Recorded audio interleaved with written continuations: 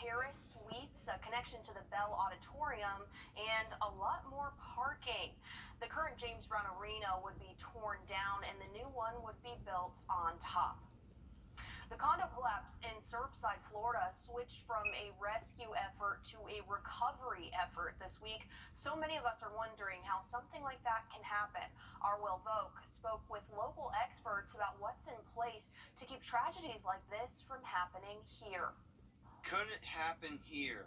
Overall, I think we have pretty good building safety in the United States, but this does bring up concerns that we need to address. Lee Wheatley is a structural engineer here in the CSRA. He looks at the design and integrity of buildings to make sure they're safe. He's been doing it for more than 40 years. We do have some older structures downtown. We have some storefronts that are old, and it'd probably be good if they were routinely looked at. We've reached out to some of our area building inspectors. In Richmond and Columbia County, there is no routine building inspection for existing structures. Instead, it's up to the building's owner to spot problems. The fire marshal does look at buildings annually. They don't check for structural issues, but if they see a potential problem, they may call a structural engineer. Quite often being asked to make an independent assessment to give to the building officials to say whether the building is safe or whether it needs to be modified. Wheatley says there are things you should keep an eye out for. Cracks in walls, unlevel floors, things like doors not shutting.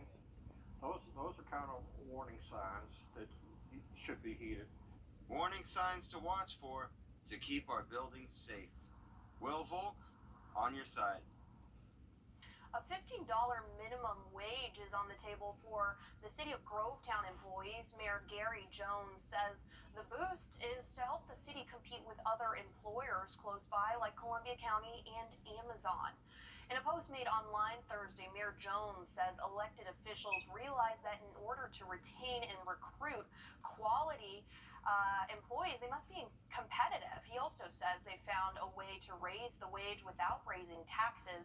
We're expected to learn more when City Council meets tomorrow. The public is invited to go in person or watch online. And speaking of, Columbia County is hiring with a $15 minimum wage already in effect. They'll be hosting a job fair later on this month on the 27th at Patriots Park Gym in Grovetown. The county says it's looking for all types of workers from skilled trades to professional positions.